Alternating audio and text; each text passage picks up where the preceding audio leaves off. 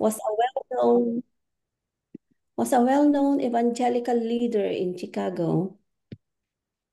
7 years before, at the age of just 27, he had founded the Illinois Street Church, which today is Moody Memorial Church. In the late 1860s, he served as president of the Chicago YMCA and had a central role in building the first YMCA building in America, Farewell Hall, which had a seating capacity of 3,000. He preached on Sunday night in Farewell Hall since the attendance had outgrown the Illinois Street Church. At the same time, Moody was struggling with what God was calling him to do. He knew that he had to decide between being a social religious organizer through the YMCA and being an evangelist. Deep down, Moody felt that God was calling him to a national evangelistic ministry, but rejected the idea because his ego was tied up in his Chicago projects. His inner conflict began to diminish the power of his preaching. This became especially clear to two women in his church, Sarah Ann Cook and Mrs. Hohurst. Cook, a recent immigrant from England and a Free Methodist, became convinced that Moody needed the baptism of the Holy Ghost and the fire. The Holy Ghost and the fire. The woman began making this a matter of earnest prayer. They sat in the front row and prayed whenever he preached. The woman shared their concern with Moody and eventually set up a regular Friday afternoon prayer with him. Finally, Moody's spiritual frustration was so great that on October 6, 1871, as they met for prayer, he rolled on the floor and tearfully asked God to baptize him with the Holy Spirit and fire. The next Sunday night, October 8th, Farewell Hall was full as Moody preached on, "What then shall we do with Jesus, which is called Christ?" He closed his message by saying, "I wish you would take this text home with you and turn it over in your minds during the week, and next Sabbath we will come to Calvary and the cross, and we will decide what to do with Jesus of Nazareth." Following the sermon, his song leader, Ira Sankey, sang, "Today the Savior calls, for refuge fly, the storm of justice falls, and death is nigh."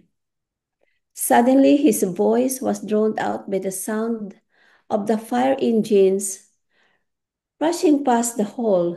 Shouting could be heard in the streets, and Moody hurriedly closed service.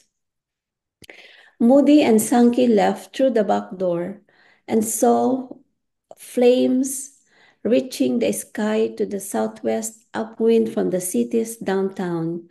Moody rushed home to his family as the southwest wind reached almost hurricane force.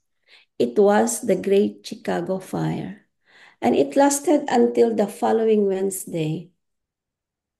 The fire destroyed Moody's house, the Illinois Street Church, and Farewell Hall. Everything that held Moody in Chicago was in ashes. The only chain still binding him to Chicago was his own will. Weeks later, as he quietly walked down a busy street in New York City, the last chain snapped, and he surrendered his will to God. Moody went on to become the leading evangelist in the English-speaking world at the end of the 19th century. He traveled over 1 million miles and presented the gospel by voice and written word to more than 100 million people. On the 22nd anniversary of the Chicago Fire, Moody spoke respectably. I have never seen that congregation since, and I will never meet those people again until I met them. I'll meet them in another world. But I want to tell you of one lesson I learned that night, which I have never forgotten, and that is when I preached to press Christ upon the people then and there, I tried to bring them to a decision on the spot. I have asked God many times to forgive me for telling people that night to take a week to think over.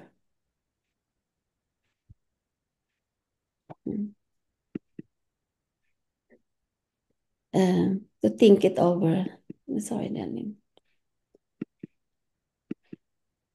Um, yeah, so that is the story of El Moody. We've seen um, bakit kaya ganun yung naging title niya, Be Careful of What You Wish For. We can always share here, mga kapatid. Did El Moody wish that fire to come? And then he got it.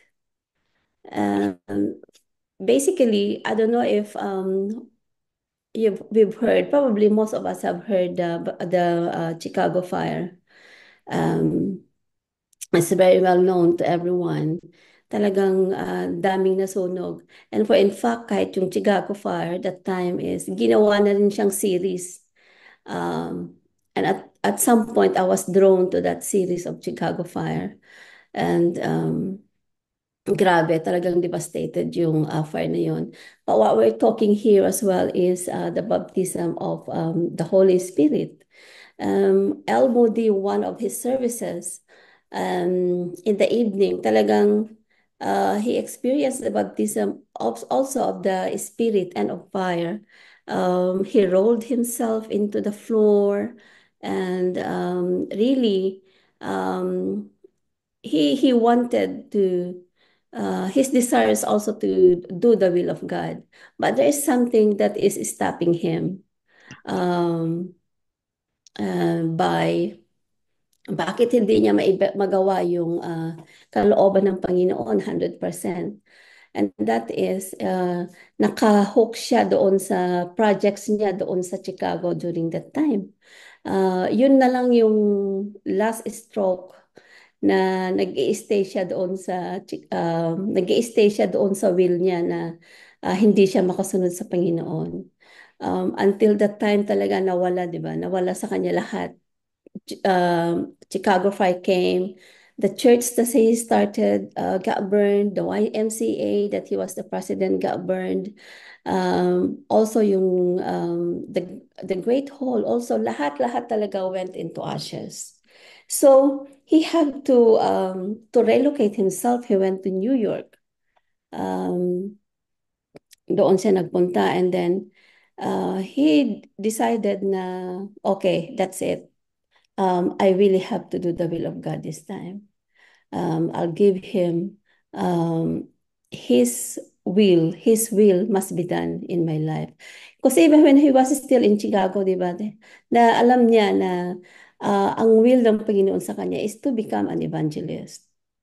But he is not 100% giving to the will of God kasi meron pa siyang ibang desire, meron siyang ibang ginagawa pa. But then when God took everything from him, and then yun na, sabi niya, yes, Lord, I'm going to do your will. Kailangan pa bang may mawala sa atin? I was actually, when I was reading this story, kailangan pa bang may mawala sa atin bago tayo sumunod sa Panginoon? Yeah. And hopefully na wala nang mawala sa atin bago tayo sumunod sa Panginoon. But we totally surrender into His will. And He experienced both the baptism of the Holy Ghost and fire. And also yung fire ng Chicago. Talagang grabe. One thing that I can highlight here also is yung when he experienced the baptism of the Holy Spirit, something really happened to him. And physically and also spiritually. Physically, yung talagang nag-roll siya doon sa floor. And then spiritually, of course, his will is now more aligned to the will of God. And he eventually give in to the will of God. In the book of Acts, di ba, nandoon yung nung na-receive nila ang presence of the Holy Spirit, yung naging physical ano niya is they spoke different tongues. And when Jesus, imparted to them the Holy Spirit, people have spoke different kind of tongues. So probably we can all reflect with this, having ganon, when we pray, it is of utmost importance that we pray that God's will, not ours, be done. God desires that we conform our will to His. Moody learned his lesson in the hard way. Um, yeah, he really learned his lesson in the hard way kasi kailangan mawala pa lahat sa kanya. Remember to be careful what you ask of God because you just might get it. And in Matthew 6:10, sabi niya doon, may your will be done here on earth just as it is in heaven. So, mga kapatid, we can share our experiences here. Is there, siguro yung unang question, is still um, something that is stopping us to do the will of God in our life? First, probably we need to identify kung ano ba yung will ng Panginoon sa buhay natin. And is there anything that is stopping us in aligning our will into His will? And yeah, so we can probably share that to the group this morning. Or have we experienced the baptism of the Holy Spirit already in our life? Ano ba yung naging when we have encountered the Holy Spirit, nung nagkaroon talaga tayo ng baptism, ano yung pagbabago sa buhay natin? We all know that one of also it's a gift of the Holy Spirit is speaking of tongues. But yet, although that is a gift, and I'm not sure if all of us have been speaking of tongues already. I'm not one of those. Um, and, and I've been asking God also to give me that. There are times that I can, in earnest prayer, but it's not really as fluent as probably others. Very, very ano sila na mag-speak of tongues. And yet, I'm still asking God to give me that gift. But that is not only the manifestation that we have been baptized by the Holy Spirit, but same as El Budi, yung will niya was aligned into God's will when he was baptized with the Holy Ghost and fire. And yung will na yon, that Holy Ghost, the Holy Spirit had brought him to do the will of God in his life. Yung nagbigay ng kalakasan sa kanya. Yeah, we can share po. Have we experienced the baptism of the Holy Spirit in our life? And what are the changes that we are enjoying? So it is open. It's open for sharing.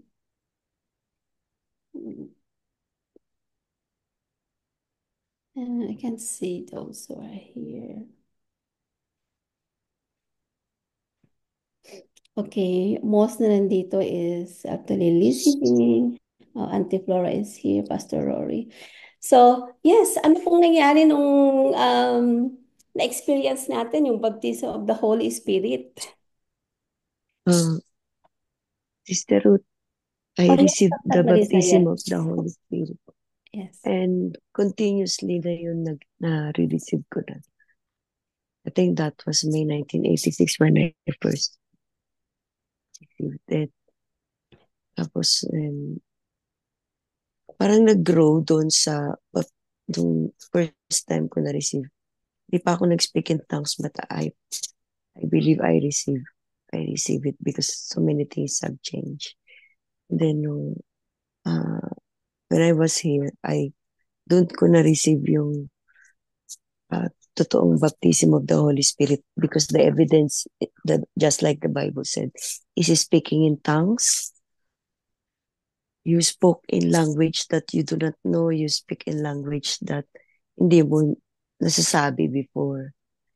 Uh, yung, yung, yung tongue mo, yung lips mo talagang, it will burst words na unknown to you. For some, pero may mga taong sa paligid mo, alam nila, naiintindihan nila yun. And they interpret it to me. And changes happens after that. Kasi parang, I think I shared it already. Marami kang bagay na dati hindi mo alam, pero naiintindihan mo na. And then, hindi ka na nakatingin sa sarili mo. You look outside yourself. Parang everything was beautiful, everything was good. Kahit people say things against you, no? Parang kasi yung iba hindi nila maintindihan. There's something, talagang radical change happened to me no, that time. You always like to read the Bible, pray, and pag nagbabasa nga ako ng Bible, yung yung when I open the binuksan ko lang yung scripture, yung words doon sa scripture jumping on its pages, kitang-kita mo yun and you understand every single word in the scripture na no one is telling you what's the meaning. Talagang maiintindihan mo siya. Uh, I, lahat naman tayo alam natin that it's the Holy Spirit giving you those. So napakahalaga pala that we really have to desire, although the scripture also says we have to desire the gift of the Holy Spirit. And the evidence na ma-receive yun is yung speaking in tongues. And that is so important sa ating mga Kristiyano na. Kasi dun mag-uumpisa yung breaking the yoke of bondage. Maraming bagay na mangyayari after that. Maraming mga bagay na marireceive ka that you didn't have before. So, nung na-receive ko yun, yung mga tao sa paligid ko, I inspired them to do the same na ano tawag doon yun, i-desire din nila na ma-receive yun. And kagaya nga sabi mo, no, some people receive it in a hard way o some people talagang ano bang tawag doon? Yung talagang gustong-gusto nila. Yung sister ko, gustong-gusto niya pero something hindering para ma-receive niya yun. We always pray for her na ma-receive niya kasi I think during the time na we asked her to talaga, parang sa kanya, may fear na ma-receive. Pero gusto niya, kaya lang parang may fear sa kanya. And we found out na ang naghihinder sa kanya is, hindi ko naman sinasabing she's a sinful person, pero something hindering her na ayaw niyang i-give up. Ganun pala. We have to be vulnerable para ma-receive natin yun. Yung parang you have to give up everything na hindi ka na nakatingin sa sarili mo. You have to deny yourself. Merong area sa life niya na she don't want to give up. So, hindi niya ma-receive yung Holy Spirit. And I don't know about you kung some of us here o kagaya na nga sabi mo, you didn't receive it yet. But it's bilang Kristiyano, that's kasi sabi ng Bible, di ba? Nung na-receive natin si Jesus, When we accepted Jesus as Lord and Savior, ang first gift na ibibigay niya sa atin is receiving the gift of the Holy Spirit. Like the 20 people dun sa upper room, yung mga apostles and disciples niya, they received it. All of them received the Holy Spirit because they desired for it. They prayed for it. And then the ministry started. Nag-start yung church dun sa 120 people on the upper room. Ganun din sa atin. We cannot, I don't know, no, for some, parang imposible you will do the ministry or magiging effective tayo kung wala yung Holy Spirit. Kasi yun yung mag-guide sa atin. Yun yung magbibigay sa atin ng wisdom to what's the next step, ano yung gagawin natin. So, um, yun lang po yung gusto kong i-share. Thank you, sis, for the very napaka mayamang sharing and experience.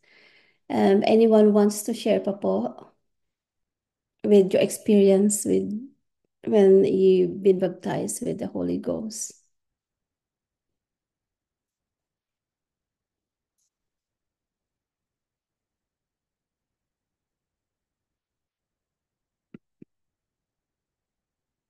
Mm,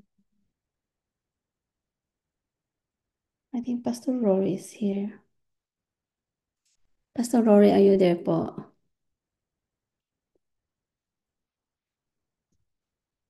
Opo, nandito po. Good Sa morning, mapagpalang umaga Pastor. po sa inyo lahat. Bilang nanahimik ha. Yes.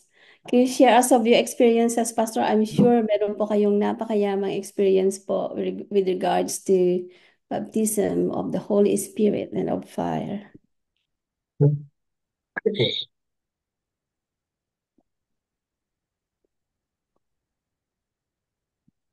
ayun. Actually po actually nakwento ko na ho dito.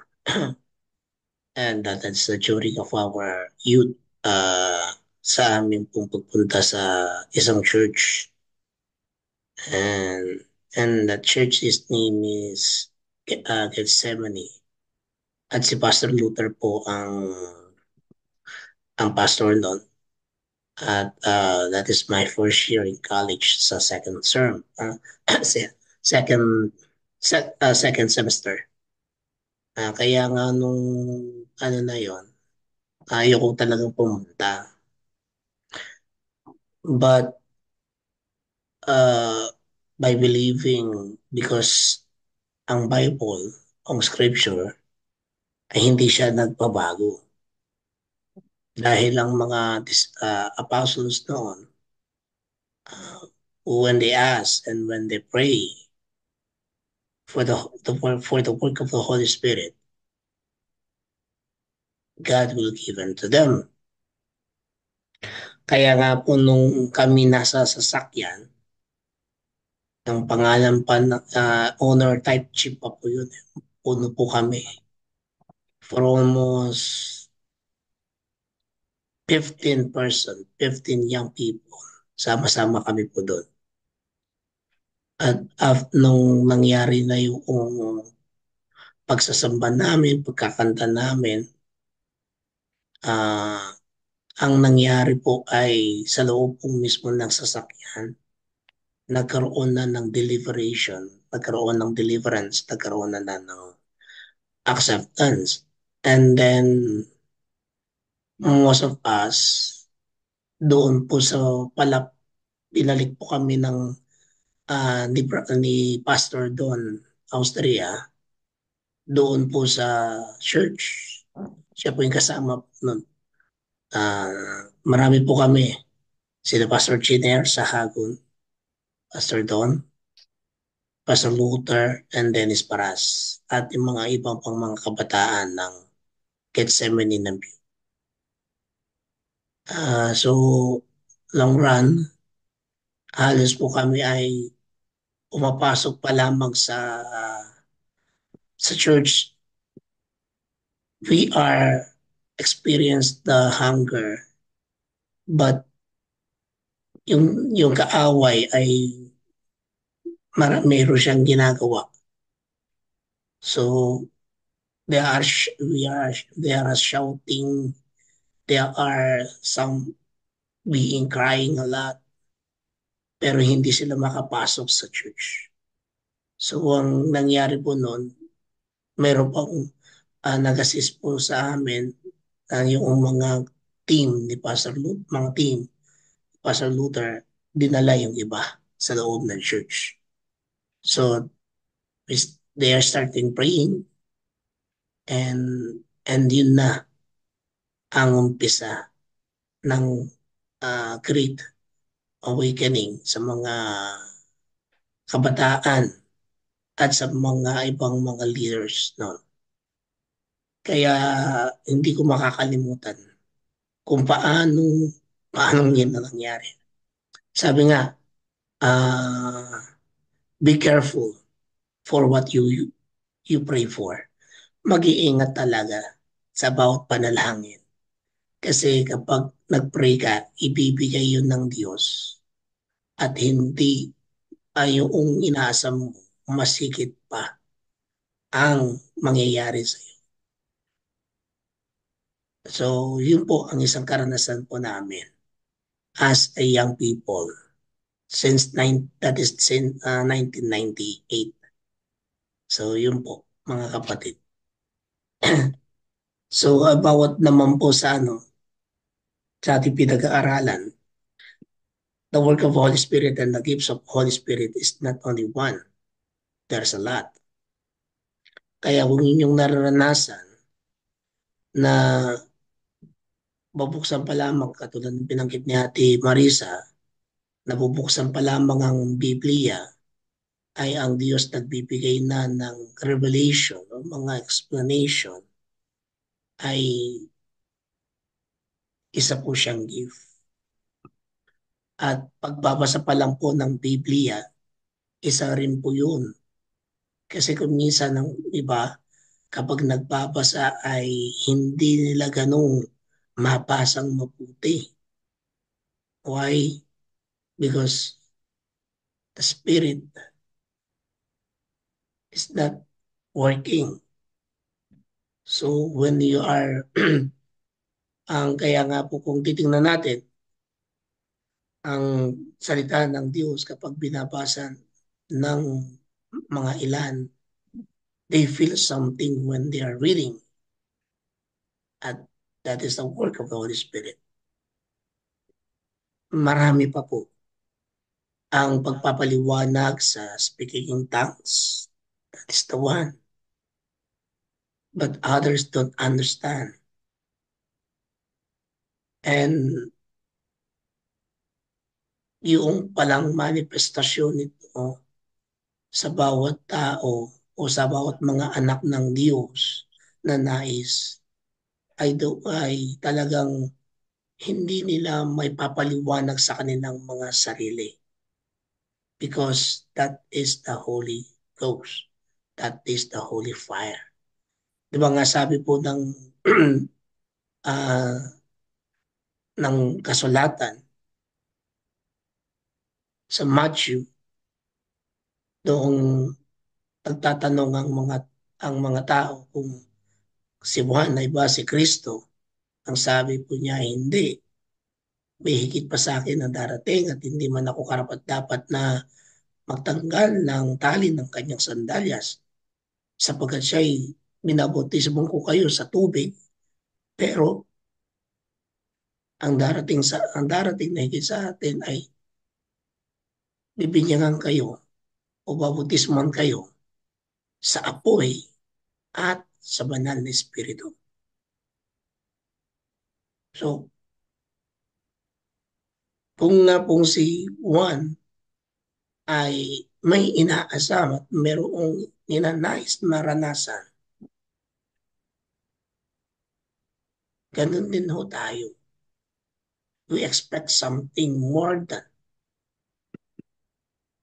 that we know, and God will reveal on it when we receive the power of the Holy Spirit.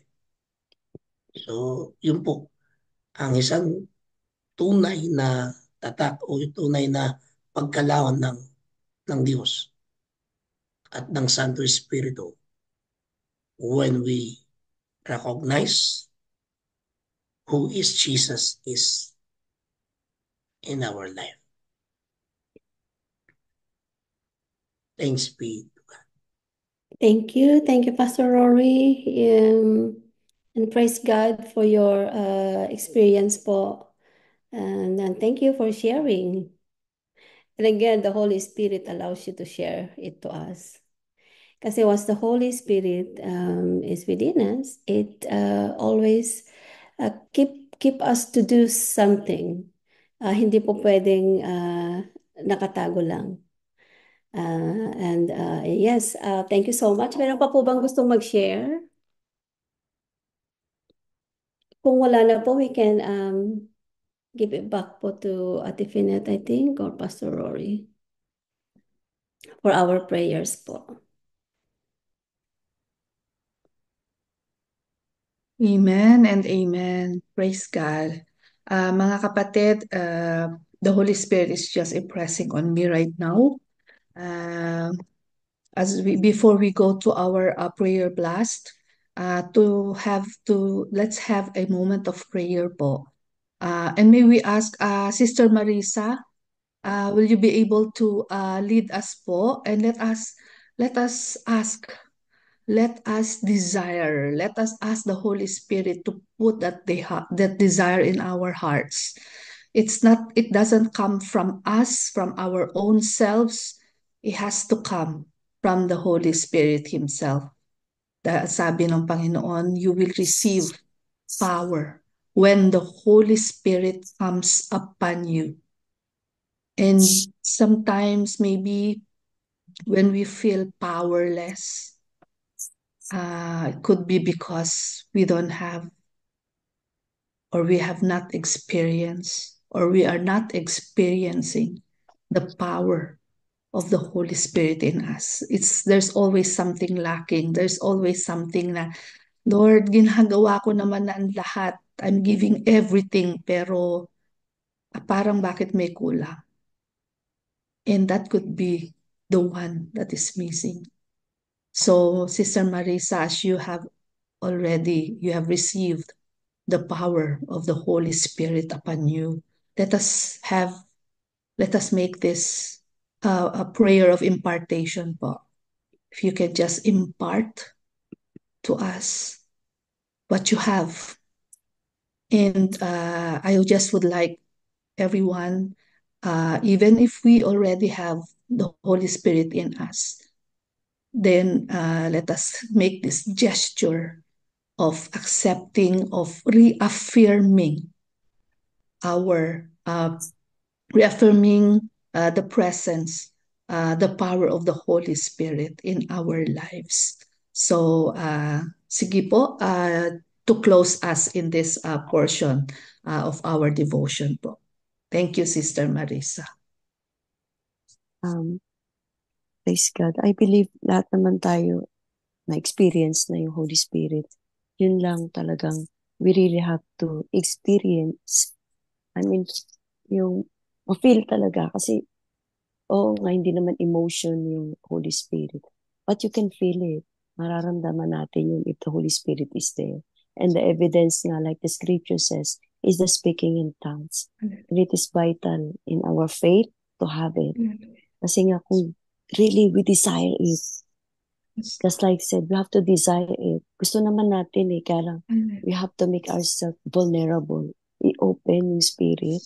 Just right now, we have this invitation to receive it. We have this, i-clear natin yung mind natin, yung spirit natin, i-clear natin whatever it is. Siguro may mga baggages tayo na hindi natin ma-unload. Kaya hindi natin siya ma-receive. But if we allow ourselves to, Lord, hindi ko naman kaya talaga to. Sige, bahala ka na. I-unload natin. or there are some, I don't want to say this, no, pero isa sa nakita ko pala yung importante, we have to confess kung ano man yung mga alam natin it's not from God. Alam na natin yun, no, yung mga kasalanan na hindi natin mag-give up minsan. We have to give it up and talagang i-surrender natin kay God. Kasi on our own, hindi naman natin talaga kaya. Mahirap talaga Yes. i-give up yung mga bagay sa life natin na parang naging crutches natin for so many years. So we have to give it up. I-throw away natin yun. Kasi based on my experience, ganun yung, that's why I received the Holy Spirit because I gave up everything. Sabi ko, Lord, ano bang mawawala sa akin kung i-give up ko yun? I told myself, ano bang, pag inalis ko pala yun, more pala yung marireceive ko. I didn't realize for so many times na kung i-give up ko pala, isusurrender ko pala yun, I will receive more. Ayun yun nga yung more na yun is the Holy Spirit. So right now, I encourage everyone na i-surrender muna natin yung mga bagay. Kasi God cannot fill us up unless we are empty. Papasok na yung Holy Spirit if we are empty. The vessel is empty. Hindi pwede kasi palang kung merong marumi sa vessel na yun, you have to clear it up. Empty. Kasi yung Holy Spirit is so gentle. Holy Spirit is so pure. Holy Spirit is so holy that He cannot he cannot dwell on anong tawag dun sa vessel na yun? Yung tainted vessel, yung may mga bagay sa vessel na yun na may laman siya. Hindi pwedeng magsabay. So, kailangan i-clear up pala natin yung vessel na yun. Tayo yun eh. Tayo yung vessel na yun. He wants to fill us up. But if we are still full, or kahit kalahati, or kahit meron dyang 1/4 na something in us, hindi papasok pala talaga. So, it's about time for us to clear that things. So, magpipray ako mga kapatid. And then, samahan niyo ko kasi all of us want to receive it. I cannot do it dahil sinabi ko. It's the Holy Spirit will speak to each one of us. Lahat tayo may mga baggages dahil sa ginagalawan nating mundo. We're still living in the natural world. Kahit naka-receive na tayo ng Holy Spirit, marami pa rin mga bagay na nag-fill up sa atin yung worry sa life natin. Yung mga kasalanan na akala natin simple lang o white lies lang yan. Pero sa Panginoon pala, kitang-kita niya lahat yun. So we have to clear ourselves right now, including myself. Kasi patuloy pa rin ako nagkakamali, patuloy pa rin mga bagay sa buhay ko na alam kong hindi tama, pero nagagawa ko. And it's about time for me also to clear up myself. Hallelujah. Praise God. Thank you, Lord. Father God, nagpapasalamat kami sa umagang ito. We only have these rare moments na ma-check namin yung mga sarili namin, Panginoon. Magkaroon kami ng self-check kasi minsan na-check namin yung ibang tao sa paligid namin. But we forget to check ourselves. Kung ano na ba yung status namin sa harapan mo. Ano yung position namin in your eyes. Ano yung mga bagay na nakikita mo pero hindi namin nakikita. So right now, Lord, we are telling you, Lord, we are asking to forgive us. Hindi man namin maisa-isa yung mga kasalanan na ikaw nakakaalam ng secret sins namin. Ikaw nakakaalam ng heart na anong laman ng puso namin. So we surrender everything to you, Lord. On our own, di namin masabi yun, di namin alam. Minsan unaware kami sa mga naiisip namin, nagagawa namin, nasasabi namin. So, Lord, forgive us. Patawarin mo kami. Minsan, pride comes to our head. Hindi kami aware doon. Minsan may mga words that hurt other people that we are not aware. Kahit family namin, Panginoon. Yung parang ang hirap namin mag-humble sa ibang tao na alam namin mas mababa sa amin. Forgive us in that area, Lord Jesus. At yung may mga bagay na parang di namin alam kasalanan pala na okay lang sa amin. I believe, yung pag nakikisayon kami sa mga mali, we're sinning as well. Kasi we are exposed kami sa mga nakikita namin, sa mga bagay na minsan hindi kami aware, hindi kami conscious, Panginoon. Parang kinukonsit na namin yung nagiging conceited na kami sa wrong ng mundong ito, Panginoon. And we just allow ourselves to flow dito sa natural world. And hindi na kami set apart. Instead of allow ourselves to be vulnerable with you, inaalaw namin yung sarili namin to be vulnerable in this world. And that's wrong. And we don't want that. We want to be separated. We want to be set apart ng mundong ito. Pero ang hirap, Lord. Di namin kaya. Yung will namin so much stronger sa will mo. Lagi namin sinasabi, let your will be done. And yet we are doing what we will, what we want, Lord. So forgive us dito sa area na to. Patawarin mo kami, Panginoon. On our own talaga ang hirap. Itong flesh na to is too much stronger than the spirit that is in us. So Lord, right now, tulungan mo kami. Let your Holy Spirit be in us. Let your Holy Spirit convict us. Alam namin, ikaw lang makakagawa nun, Panginoon. Hindi namin kaya on our own effort. Hindi namin magawa yung bagay. Like what Paul said, yung mabuti hindi namin magawa na dapat namin ginagawa. Pero yung bagay na hindi naman dapat gawin, yung parang cultured na kami doon. Sanay na kami doon.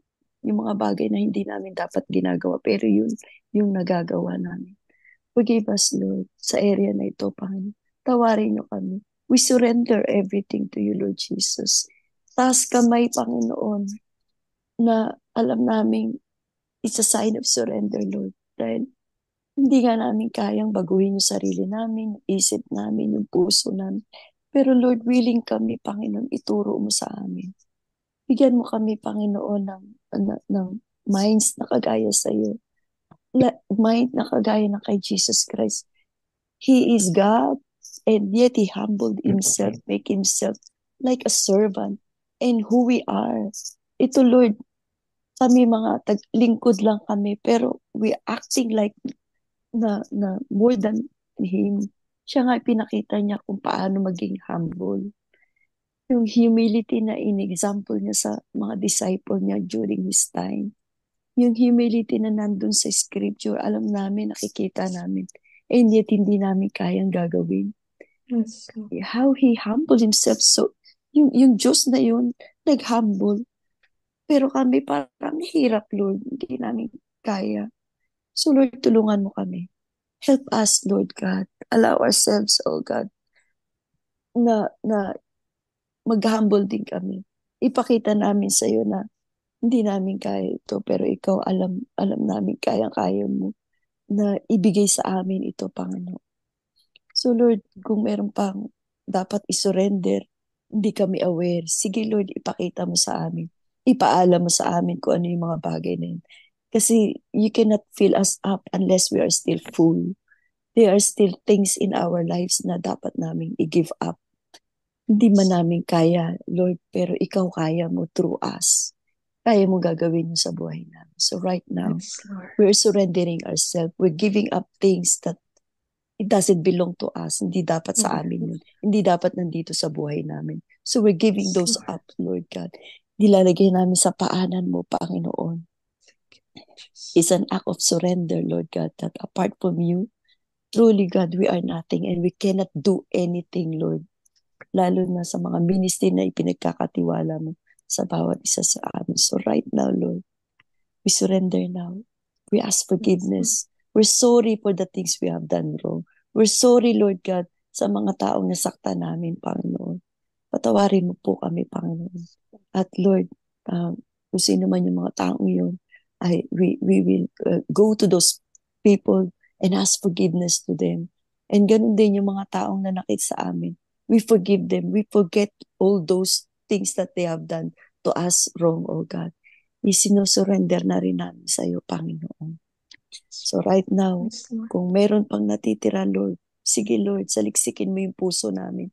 Kasi hindi namin truly kilala yung sarili namin. Ikaw yung creator na nakakikilala sa amin. So we're asking, Lord, search our hearts like King David said, search our hearts, O God, and know our search us, O God, and know our hearts, O God.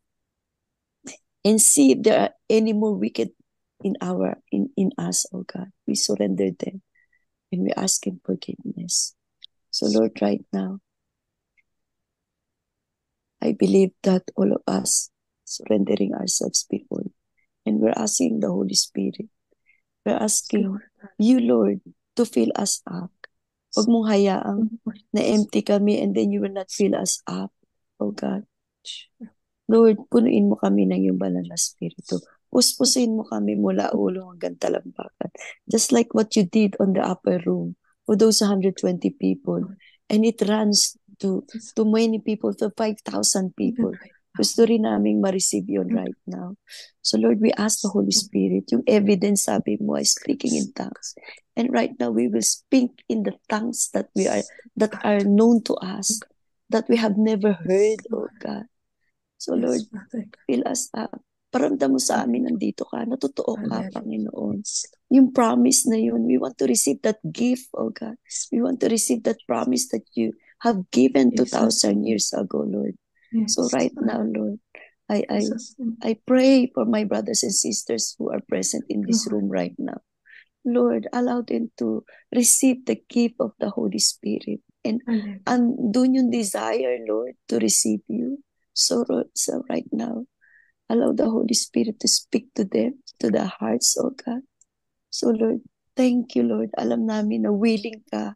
Ito lang flesh na to sometimes is not willing. Yes. Your spirit is so willing to give this spirit to us, oh God. But right now, I believe we are open, Lord, to receive you. So I suggest, brothers and sisters, if you want to speak in tongues, don't wag niyo pong ipigilan. I believe nandiyan na yan. Nararamdaman niyo yung presensya ng Panginoon. He's willing right now. All we have to do is to say it, speak it. Hallelujah. Even if it's stammering lips lang ito, try ninyo. And we start with praising God. We say, hallelujah. Praise you, Lord. Hallelujah. Hallelujah. We say, hallelujah. Hallelujah. Urama sekera bandikila lehese. Hallelujah. Lemama sekera babandele. Hallelujah. Lemama sekela lala. Hallelujah. Thank you, Lord. Thank you, Jesus. We give you praise. Ura baba yala baba sekende kila la sero mandela.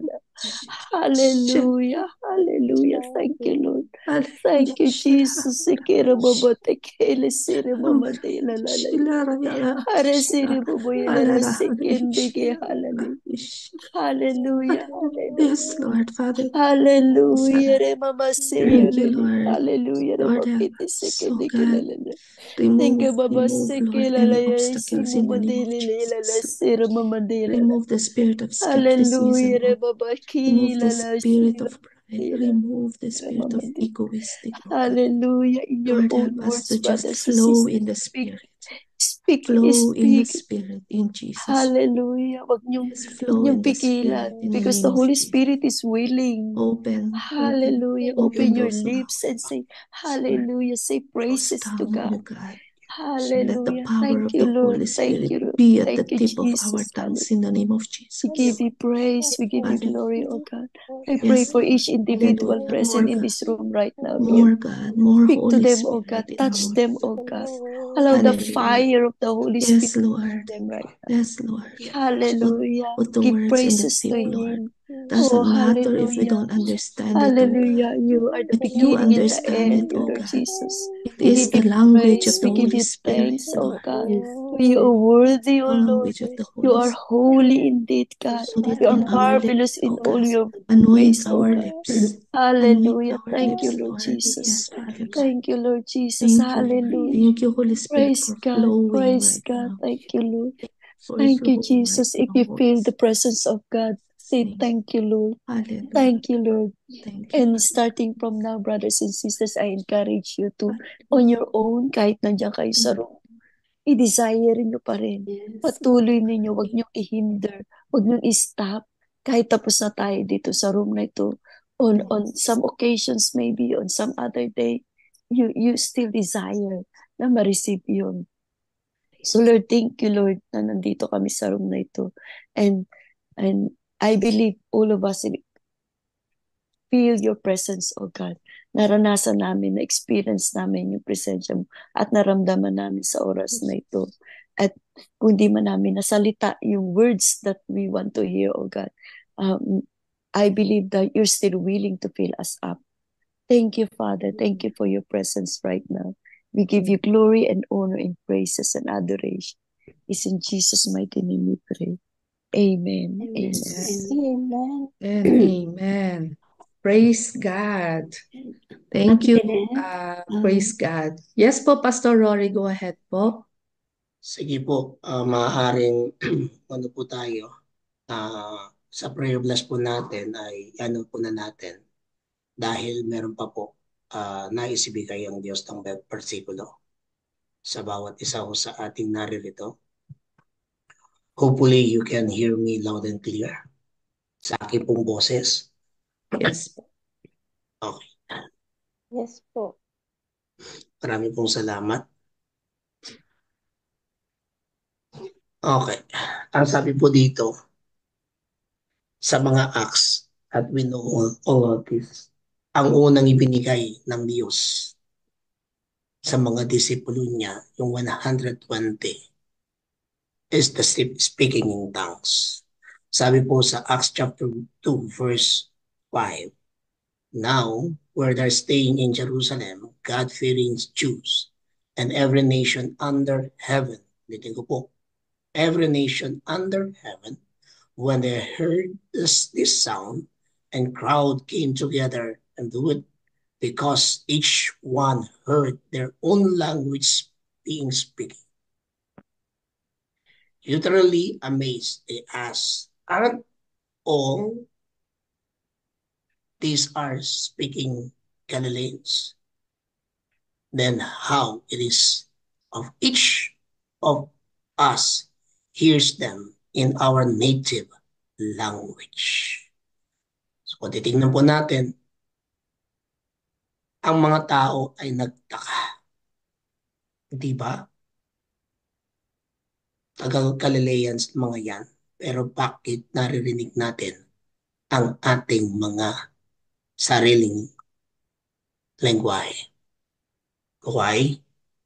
Because of them, of the 120, they experienced himself, the power of the Holy Spirit.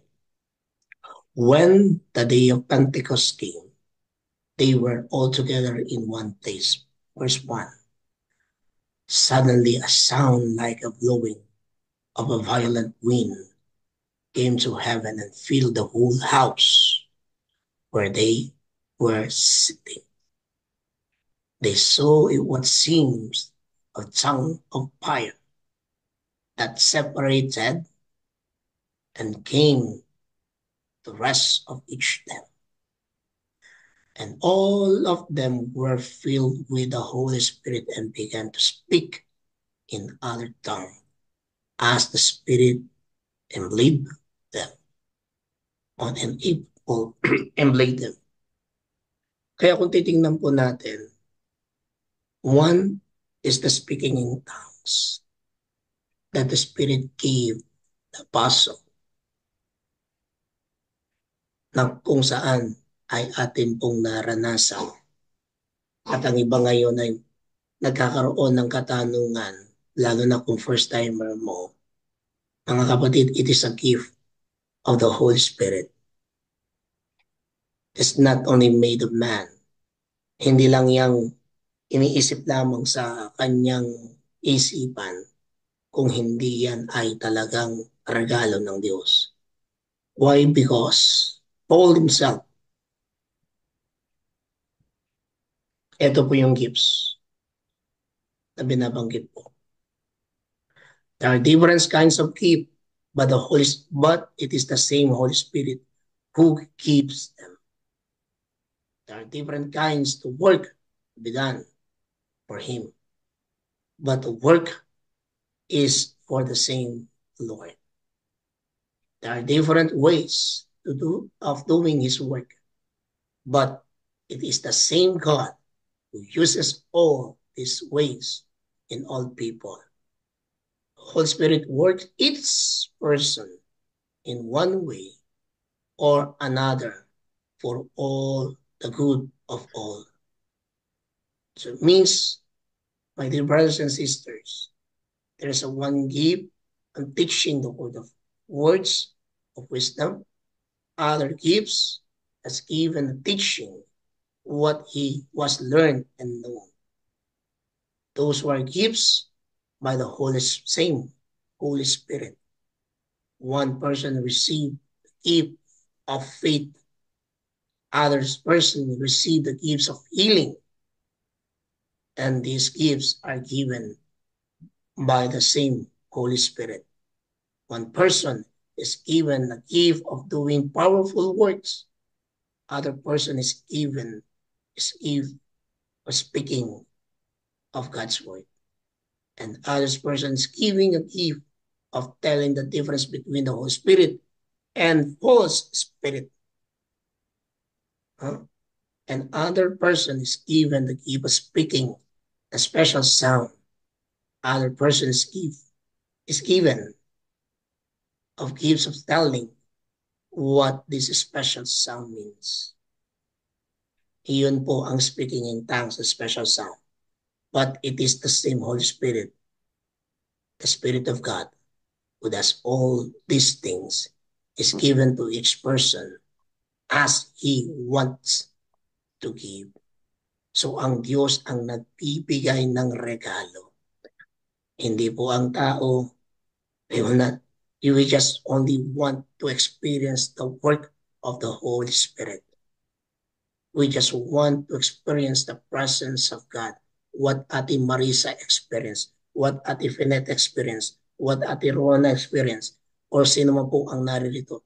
It is the God, it is the Spirit of God who put in your heart and mind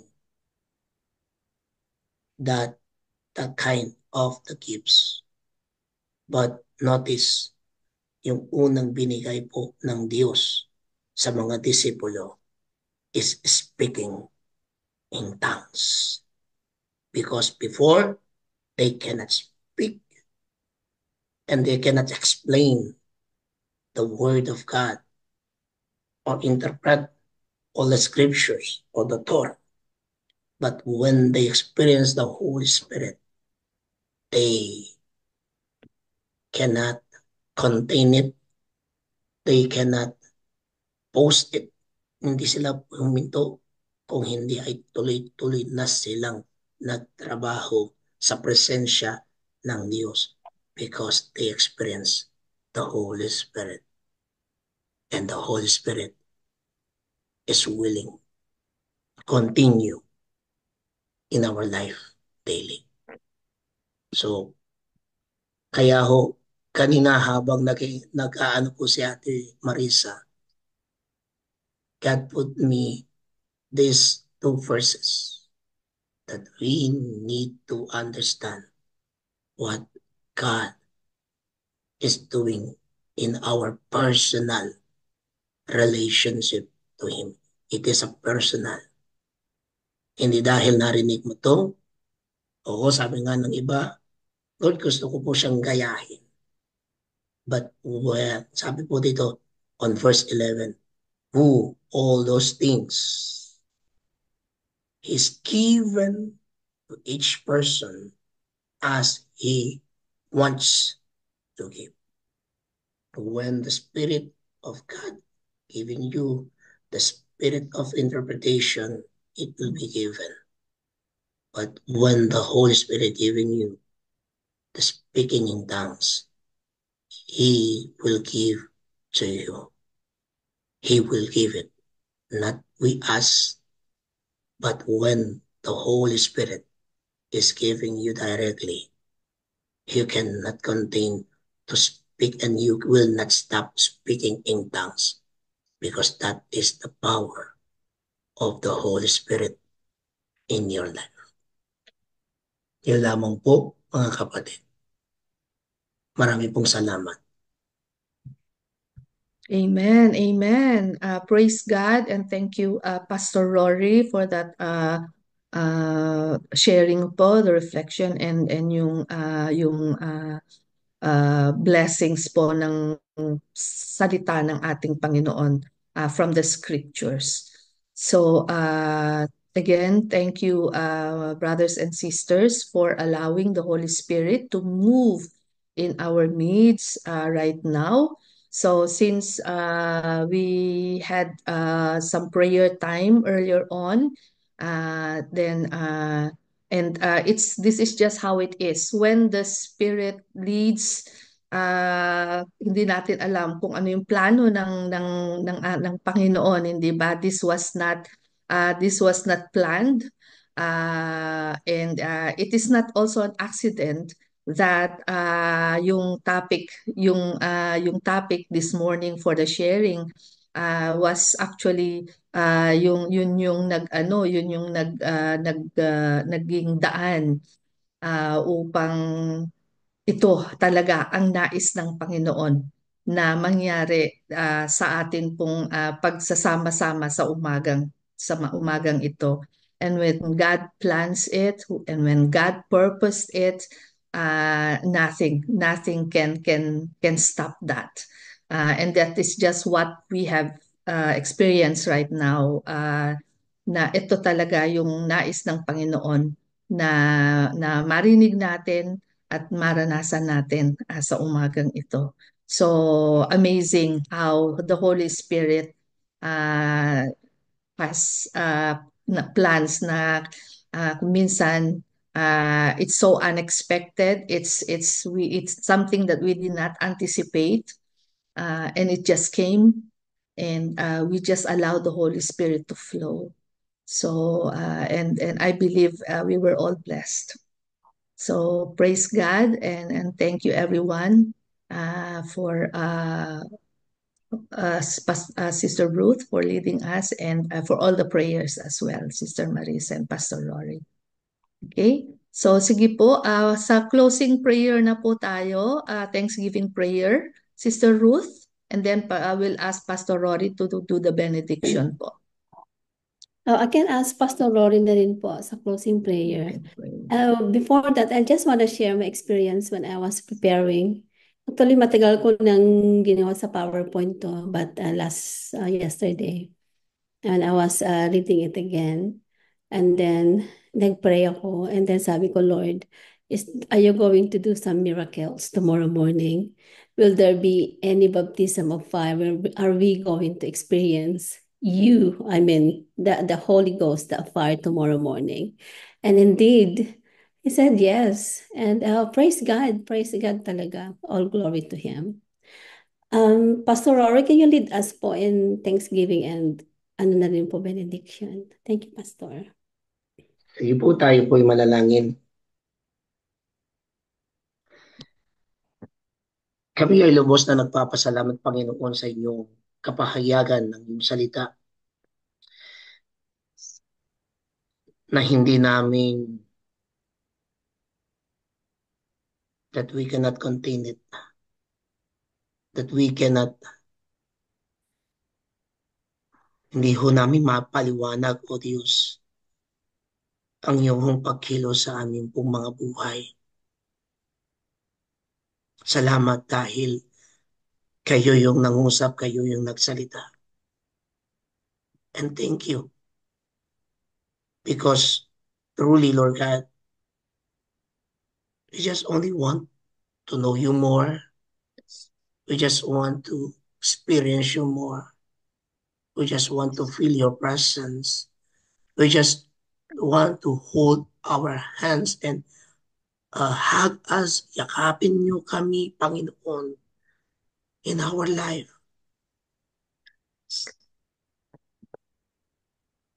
And thank you for this this man of yours. He know that he has have a calling. Sometimes hindi niya ini-insist at ini-ignore niya. But when he experienced your personal invitation and personal manifestation in his life, he just obeyed. He just go in flow. And when the flow that you have gave to him, he experienced mightily. And you will never step on him. Ganon din o Diyos ang mga disipulo sa iyong mga alagad na unang inyong tinawag, ang 12 at ang iba pa, that when they are go up, they just only pray, just continue having fellowship and having intimacy with you. They experience your Holy Spirit. You gave your Holy Spirit to them. You gave a gift to them. The speaking tongues, the interpretation, the deliberation of your word. And we ask right now, Father God, continue to fill in each every one of us. Yes, truly, Lord God, remove in any kind of iniquities. But we just want you more and more and more. And let no devil,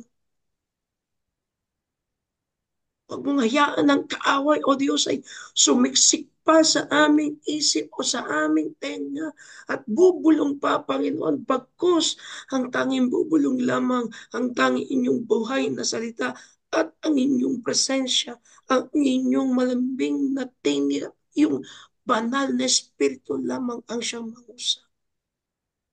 And we pray and we thank you for the healing sa aming mga kapatid na may karamdaman. We thank you, Lord God, for your holy manifestation for the body of our brothers and sisters. And thank you, Lord God, for healing our land. Thank you, Lord God, for healing in every nation. That many people, many a child of yours cry aloud to stop this war, to stop these iniquities, to stop in any the powers of each country. But let your love conquer all. Let your love conquer in the life of Chinese, in the life of Russian, in the life of Hamas, in the life in any man in Middle East of people, man in Middle East, Lord God. Conquer. Let your love be manifest in UK, in Spain, in Kuwait, in US, in Philippines, all around the world. You know the cry of your people. You know they cry, Lord God, to you to take care in this chaotic world, to conquer in such politician people. And we ask right now to your holy name, let your child, Lord God, the pastors, the workers, your people Hold them tight. In the midst of persecution, in the midst of rejection,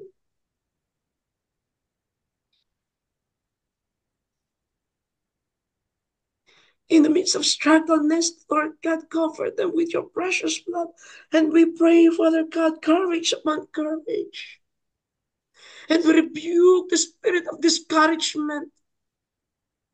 We rebuke, Lord God, the work of this society that which they are belong.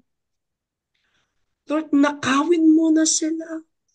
Agawin mo sila sa sitwasyon na kung saan ay kanilang kinaglulukmukan. Ang aming dalangin ay tunay na at kami nagpapasalamat na lagi mong inaabot ang iyong kamay upang sila'y hawakan at tunay na hugutin sa pagkalukmok o sa kadiliman. Yes. We thank you for your hands, Lord God, is pulling them up, Yes. embracing them and walking with them, and feel that they are not alone, that they Yes, are Lord. with you every time. Yes, Lord. We thank you. We give you praise. We truly, Lord God, this day that you bless to worship you, to adore you, to know you more. Lord God, bless the pastors who are stood and preach your word. Let your holy manifestation comes in each sanctuary, in each fellowship. Change their motivations, but their motives is only for you. Bless Ate Ruth. Bless her family. Bless her job. Bless her ministry. Bless each every one of us. Ate Marisa, Ate Finette, Sister Babes, Ate Ophelia, Ate Flor, Sister Janet, Ate Rona. May your blessing comes and fill us. The love, grace, and your mercy that endures for us. And let your saving grace and your redeeming, Lord God, Yes, Lord. be upon that we experience in it and each day. That when we remember your love, your extravagant love,